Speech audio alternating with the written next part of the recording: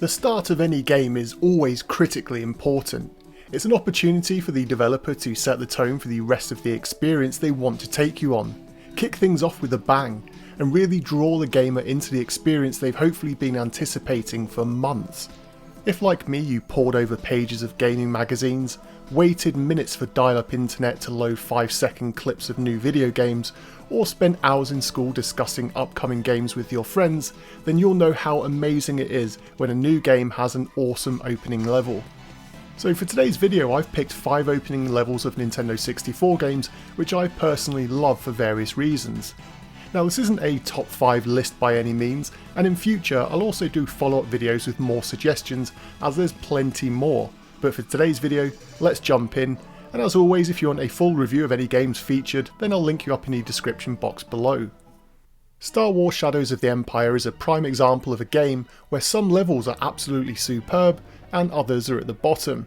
But thankfully, the opening level to this game is perhaps one of the single best levels on the entire system. There's a cool opening cinematic to the overall game, and the appearance of Han Solo instantly gets you hyped for what's to come in the game ahead. The Battle of Hoth throws you into the cockpit and instantly puts you into one of the most memorable moments from any Star Wars film. We'd played the Battle of Hoth levels in various previous Star Wars games, but it could be argued that this was, and at the time, the most realistic representation, and it really made you want to get into the deep end. What makes this level special is that it gently throws you into the action without you even realising it. The level is broken down into smaller stages which gradually build up the skills you need without holding your hand and spoon feeding you through the controls. At first you're just taking down probe droids, but as you complete each stage of the level, the game adds more and more enemy types to build you to the final stage 4, which is an all-out war. It also lets you learn the game's challenge point mechanic, which rewards players for exploration or taking risks and doing something cool in the level. Take for instance the walkers. Now you can blast them down, which takes much longer, but if you're daring and go for the harpoon cable takedowns by wrapping their legs up, you'll earn challenge points as a reward and kudos for seeing your tight pilot skills pulled off. The music too is epic, and although for copyright reasons I can't play it without getting a strike, trust me, it further adds to the overall feel of the level. As one of the first Nintendo 64 games, the graphics are also very good, and although I'd completed the game on PC before I ever got to the N64 version, this level was still something which I'd put down as a highlight in the first few months of the N64 lifespan. Gauntlet Legends is perhaps one of the best games on the console in my opinion. It's the perfect mix of might and magic, a huge amount of levels, and let's not forget the 4-player simultaneous co-op mode that you can all enjoy. The storyline sets up an epic journey that takes you across a range of different worlds, searching for magic weapons and taking down gigantic bosses. But it's the game's opening level which I think sets up the entire game so perfectly well, it rightly deserves a mention today. Mountain Valley throws you into the game in a level which very much does hold your hand along the way, but by the time you've climbed the top of the mountain and found the exit, you'll have learnt pretty much everything you need to understand how the rest of the game will work. The level sees you move between various sections of the mountain, which gives you a progressing level of the combat involved, as well as the ability to use special items and learn enemy types throughout. It also teaches the player about how to use items, magic, and core mechanics such as using keys and finding switches. It also throws an obelisk at the player to help you learn the importance of triggering them in levels which have them, and this rewards exploration if you do so. What I like most about this level is that not only is it a great opening to the game, but it acts as a perfect level to revisit on your quest for grinding levels and rebuilding your supplies of health, gold and items during your quest. There are other levels in the game which are better for grinding XP, but Mountain Valley is so fun to play through that many gamers, including myself, use this as our focal point for playthroughs.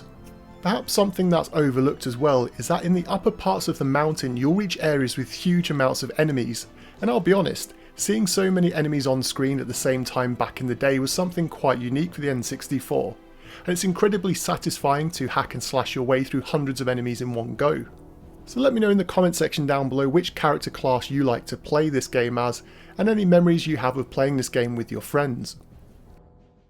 Goemon's Great Adventure is an example of a time when I went into a game with really low expectations, but they were quickly changed by a superb opening level. After the amazing Mystical Ninja, I was hoping the sequel would be another 3D romp across Japan, but when I heard it would go back to the series' 2D roots, I think many of us were slightly disappointed. So the game perhaps knew this, and so it threw us into an awesome opening level that ticks all of the boxes as to what makes a great opener. It introduces the core mechanics you'll need in the game without slowing you down with countless pop-up messages, which really aren't needed in a game of this type. It rewards you for exploration, but at the same time it leaves you free to explore the level at your own pace. If you want to almost speedrun the level, then that's fine, you can do that, but it will also punish you with tough enemies, and you'll quickly realise that taking your time is how the game's best experienced. It also lets you loose against a range of enemies, which lets you practice your chain pipe or throwing skills, as well as jumping on a horse to mow down enemies. The level shows you, well, it's not a simple left to right affair with its boulder section, and it also lets you know to expect enemies from all different directions. Perhaps most importantly though, it makes you aware of the game's day and night mechanic. If you reach nighttime whilst in the level, then the enemies change, with some and many of them actually becoming more powerful, and sometimes much larger and harder to get past. This makes you assess how best to tackle the level, as in the later stages of the game it can make a section nearly impossible to beat if you enter it at night time, and it just makes things much harder for you. It really sets the tone for the rest of the game, and also immediately after this level you do get to enter your first town stage where you get some of that 3D goodness we all loved from the original Goemon's adventure on N64. Come on, there was no way I couldn't not have the dam on this episode today. For many people it's a level so etched into their memories that you could speedrun the entire level in your mind and pretty much know every inch of the level, every enemy, switch, door, weapon, without even trying. Goldeneye is a phenomenon on its own right, but with so many levels in the game it's often damn that the casual gamer or even lapsed player will happily be able to recount memories of over a pint down the pub. When I first played the game, what struck me most was the difficulty settings for the level, which required additional components or objectives to complete it. It blew my mind as a kid, as when I'd completed the level on agent mode, it was almost by mistake, as I wanted to see if you could jump off the dam as a joke without realising it was the level's exit point. The next time I played it on the harder difficulty level with new objectives, it pushed me to explore the level even further and work out how to meet the objectives at hand. Entering the bowels of the dam was cool, and realising it was a whole new part of the level I didn't even see the first time just made me realise how excellent the level design was in the game. It's another example of an opening level where you're given all of the tools to work out for yourself how the game's mechanics work. If you pick up the sniper rifle, you can learn how to make long distance aiming. If you don't kill guards, you'll learn that they'll trigger alarms and call for backup. And if you blow up computers accidentally, then you can fail missions if they were needed for the objective. The game doesn't tell you this, it's up to you to learn this on your own, by yourself, all within a nicely laid out level that builds your skills along the way, and it's also perfectly suited to speedrunning for all those who are that way inclined. Quake 2 is perhaps still a sleeper of a game on N64, with many people just assuming that it's a straight port of the PC game. Quake 2 on N64 features real-time lighting, a new plot, and a soundtrack by Aubrey Hodges, which is one of the best examples of an ambient soundtrack to ever grace the system.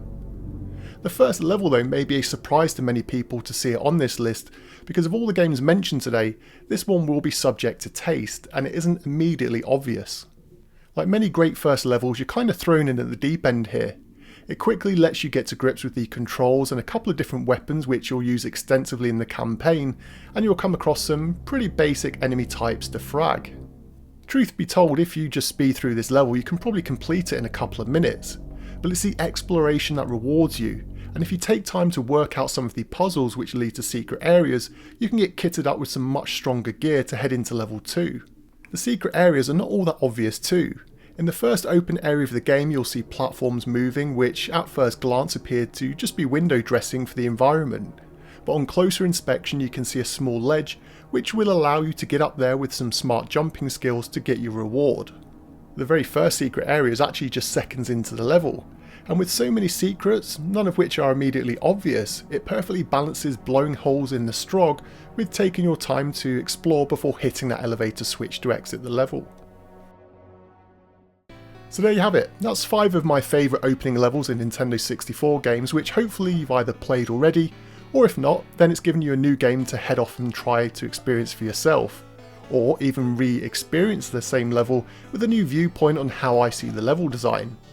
Let me know some of your favourite first levels in N64 games, and when I eventually get around to covering the next 5 I want to put on this list, then I'll perhaps discuss yours on it as well.